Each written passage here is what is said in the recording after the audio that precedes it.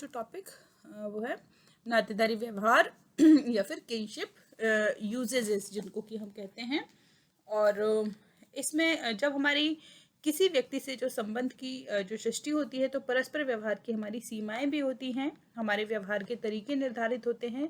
विभिन्न श्रेणी के नातेदारों से हमारा जो व्यवहार है वह अलग अलग हो सकता है। कुछ संबंधियों में प्रेम, मधुरता और हंसी मजाक पर बल दिया जाता है, तो कुछ में विमुखता अर्थात पर्दा, श्रद्धा और सम्मान के भाव हम स्पष्ट देख सकते हैं। तो इस नातेदारी व्यवहार से संबंधित जो हमारी व्यवहार हैं या प्रथाएं हैं, उनमें जब हम बात करते हैं तो पहला जो है वह है परिहार या विमुखता का सिद्धांत। परिहार या विमुखता की नातेदारी जिसमें अवॉइडेंस, जिसको इंग्लिश में कहते हैं अवॉइडेंस के रिलेशंस। तो इस प्रकार के व्यवहार में कुछ संबंधी जिनके संबंध कुछ विशिष्ट श्रेणी के होते हैं, एक दूसरे से उनको अलग रहने, विमुख रहने, एक दूसरे से दूरी रखने, पारस्परिक सामाजिक अंतरक्रिया को पारस्परिक जो परस्पर उनका जो इंटरेक्शन है उसको टालने का प्रयास किया जाता है। कुछ संबंधियों में तो बात तक करना अथवा अकेले नजदीक रहना भी उचित नहीं माना जाता है। यद्यपि परिहार के नियम प्रत्येक समाज में किसी न किसी रूप में पाए जाते हैं, फिर भी ये बहुत अधिक कठोर नहीं होते हैं। पुत्रवधू और सास ससुर के बीच किसी न किसी प्रकार का परिहार लगभग प्रत्येक समाज में देखने के लिए मिलता है।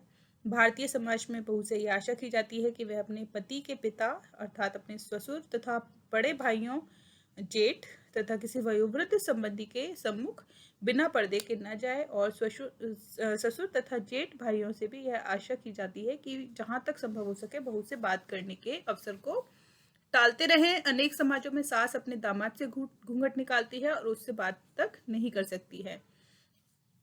और इसी संबंध में कुछ जो जनजातियां हैं उन जनजातियों के भी एग्जाम्पल्स यहाँ पे आपको साथ साथ में देना चाहूँगी, ताकि हम अपनी संस्कृति के अलावा जो जनजातीय संस्कृति है उससे भी हम परिचित हो पाए। तो न्यू गिनी की बोकाओ जनजाति में सास ससुर एवं दामाद परिहार प्रचलित है, जिसके अनुसार न तो वे एक दूसरे को देखते हैं न ही एक दूसरे को छूते हैं। यदि दामाद के सामने बैठकर ससुर को भोजन करना पड़े तो ससुर अपना चेहरा ढक लेता है और दामाद से भी आशा की जाती है कि वह ससुर के मुंह की ओर न देखे। ऑस्ट्रेलिया की अनेक जनजातियों में परिहार संबंधों का कठोरता से पालन किया जाता है, अर्थात ये जो किनशिप यूजेजेस हैं ये सिर्फ और सिर्फ भारतीय परिवेश तक सीमित नहीं है, बल्कि ये भारत से बाहर भी हमें ऑल ओवर वर्ल्ड हमें ये यूजेजेस देखने के लिए मिलते हैं। तो कुछ जनजातियों में सास का दामाद को देखना या उससे बात करना तो दूर, उसके नाम को कानों से सुनने तक की मनाही होती है। ऐसे नियमों का उल्लंघन करने पर दामाद को गांव से निकाल दिया जाता है अथवा कई बार तो विवाह विच्छेद की नौबत भी आ जाती है। विभिन्न समाजों में अधिकांशतः जिन संबंधियों में परिहार अथवा विमुखता के संबंध पाए जाते हैं उनमें से जो प्रमुख हैं वे हैं भाई बहन परिहार, सास दामाद परिहार, सास बहू परिहार, ससुर पुत्र बहू परिहार, ससुर दामाद परिहार, ज्येष्ठ एवं छोटे भाई की पत्नी में परिहार तथा स्त्री के पति का पत्नी की बड़ी बहन से परिहार। तो कुछ संबंधियों में परिहार या विमुखता के संबंध क्यों पाए जाते हैं, इसका उत्तर अनेक विद्वानों ने देने का प्रयास किया, परंतु उनमें एक मत नहीं देखने के लिए मिलता। टाइलर का मानना है कि अनेक प्रकार के परिहारों का कारण मातृवंशिक परिवार हैं, लेकिन कई विद्वान इसे नहीं स्वीकार करते। फ्रेजर तथा फ्रायड ने जो निषिद्ध यौन संबंधियों के प्रति समाजों में पाई जाने वाली घृणा या विरोध को परिहार का प्रमुख कारण बताया है। फ्रेजर ने इसके बहुत सारे एग्जाम्पल्स भी दिए हैं। तो जैसे श्रीलंका की विड्डा नामक जनजाति में भाई बहन परिहार पाया जाता है। दोनों न तो एक ही छत के नीचे सो सकते हैं, न ही साथ भोजन कर सकते हैं। ट्रोबियन द्वीप में अगर कोई भाई किसी व्यक्ति को अपनी बहन से प्रेम करता देख ले तो अपनी बहन द्वारा किसी व्यक्ति को उसके साथ देख ले तो तीनों को आत्महत्या करनी पड़ती है। तो इस प्रकार जो परिहार के जो संबंध हैं वो परिहार के संबंध हमें समाज में अलग अलग रूपों में अलग अलग समाज में देखने के लिए मिलते हैं। इसके बाद जो नेक्स्ट है वे हैं परिहास या हंसी मजाक के संबंध या हंसी मस्खरी के संबंध, जोकिंग रिलेशनशिप जिनको कहा जाता है। शाब्दिक दृष्टि से परिहास का अर्थ है मनोविनोद या रसिकता। कुछ विचारक परिहास का अर्थ एक दूसरे व्यक्तियों से हंसी मजाक से लेते हैं। कुछ व्यक्ति इसे खिल्ली उड़ाना भी कहते हैं। और वास्तव में परिहास मनोरंजन का वह रूप है जो परिहार अथवा विमुखता के संबंधों के ठीक विपरीत प्रकार का है और जिसमें ऐसे संबंध रखने वालों में घनिष्ठता, प्रगाढ़ता एवं सामीप्य अधिक होता है। अधिकतर ऐसे संबंध विवाह संबंधियों में ही होते हैं और इन संबंधों के अंतर्गत हंसी दिल लगी, गाली गलौज और एक दूसरे की संपत्ति की क्षति इत्यादि का समावेश होता है।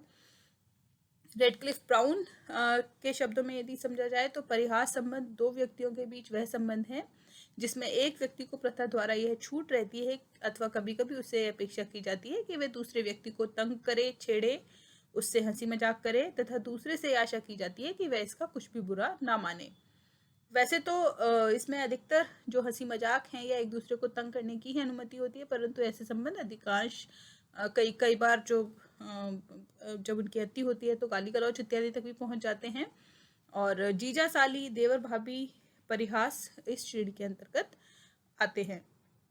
मामी भांजा परिहास मामा की संपूर्ण संपत्ति उत्तराधिकार में प्राप्त करने की प्रथा का परिचायक है।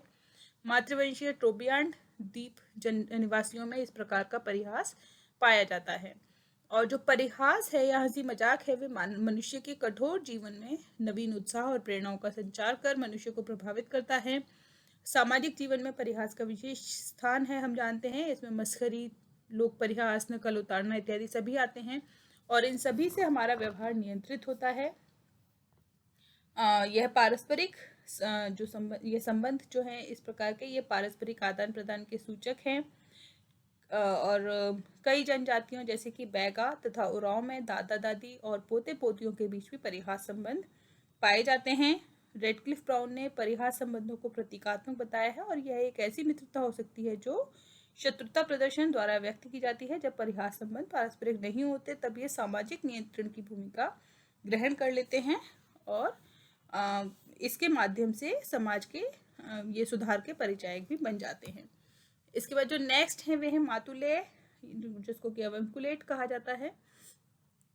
मातुले से अभिप्राय है मामा द्वारा भांजे एवं भांजियों को अन्य सभी नातेदारों की अपेक्षा अधिक प्राथमिकता एवं सर्वप्रथम स्थान प्रदान करना।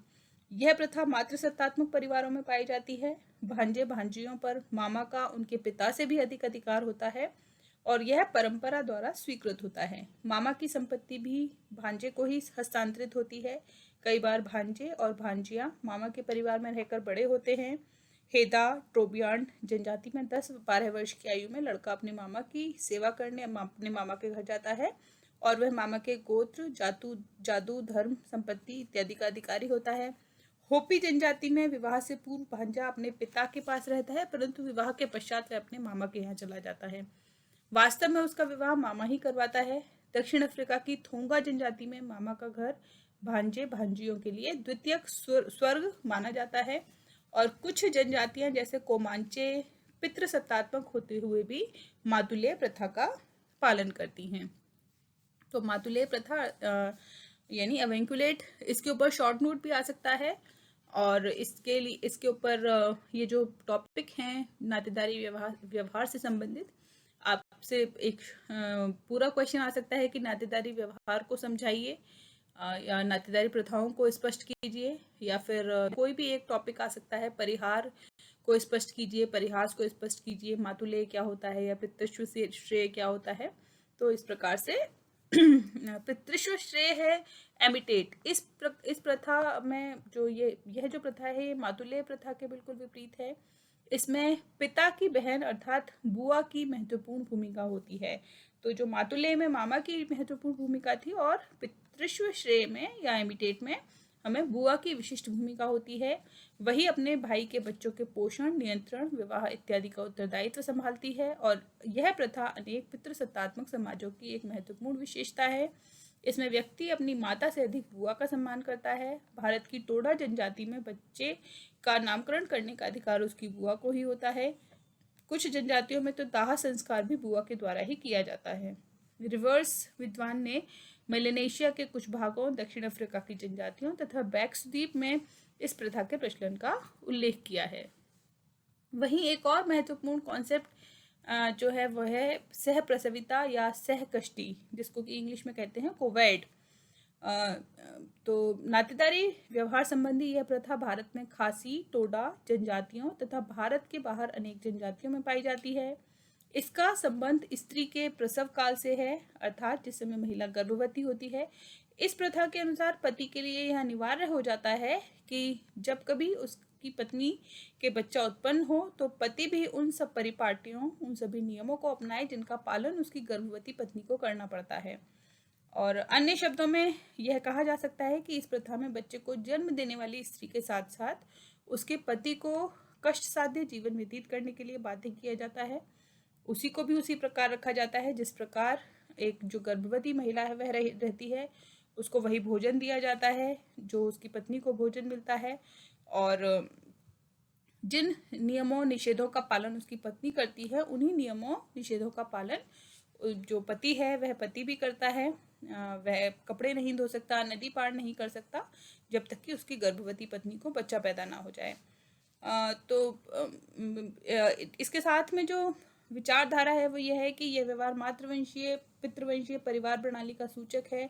इससे पैतृकता निर्धारित होती है और एक दूसरे के साथ में जो मनोवैज्ञानिक तरीके से उनको जोड़ना पति पत्नी को, यह भी इसके माध्यम से होता है। और कुछ विद्वान यह भी मानते हैं कि पिता पर प्रसव काल में प्रतिबंध लगाकर जो उसे जादू टोने के बुरे प्रभाव से भी बचाया जाता है।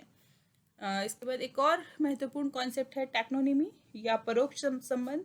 सामाजिक मानवशास्त्री टायलर ने सर्वप्रथम इस शब्द का प्रयोग किया। उन्होंने 30 जनजातियों में इस प्रथा का प्रचलन पाया, जिनमें दक्षिण अफ्रीका की बेचुआना जनजाति, पश्चिम कनाडा की क्रो जनजाति और भारतवर्ष की खस जनजातियों का नाम विशिष्ट रूप से उल्लेखनीय है। फ्रेजर ने ऑस्ट्रेलिया, न्यू गिनी, मलाया, चीन, उत्तरी साइबेरिया, अफ्रीका, उत्तरी ब्रिटिश कोलंबिया आदि अनेक देशों की विभिन्न जनजातियों में इस प्रथा के प्रचलन का उल्लेख किया है। और टैक्नोनिमी शब्द यूनानी भाषा के टैक्नो शब्द से लिया गया है, जिसका अर्थ होता है शिशु। इस प्रथा के अंतर्गत किसी संबंधी को प्रत्यक्ष रूप से उसका नाम लेकर पुकारने की अनुमति नहीं होती है, अपितु उसे परोक्ष रूप से किसी अन्य संबंधी के माध्यम से पुकारा जाता है। यह अन्य संबंधी टैक्नोनिमी वाले संबंधियों के मध्य संपर्क का माध्यम होता है। और यदि हम अपने भी परिवारों का एग्जाम्पल लें या परंपरागत हिंदू संयुक्त परिवारों में पत्नी अपने पति का नाम लेकर उसे नहीं बुलाती। ऐसा करने के लिए उसे या तो अपने पुत्र या देवर के नाम का प्रयोग करना पड़ता है, या तो यह कहना पड़ता है जैसे मुन्ने के पापा, रामू के भाई, इस प्रकार के जो संबोधन है उनका उसे प्रयोग करना होता है। होपी जनजाति में एक स्त्री अपनी सास को अमुक की दादी यानी कि अपने बच्चे का नाम लेकर, कि यदि उसके बच्चे का नाम मुन्ना है तो मुन्ना की दादी, और ससुर को अपने मुन्ने के दादा कहकर संबोधित करती है। विश्व एवं भारत के अनेक अन्य देशों की यदि हम स्थिति देखें, भारत और विश्व के अन्य जो अनेक देश हैं वहाँ पे, तो अधिकांश जनजातियों में माता पिता को उनके बच्चों के नाम से ही संबोधित किया जाता है। तो ये मुख्य नातेदारी व्यवहार हैं जिनका प्रचलन हमें यहाँ पर देखने के लिए मिलता है।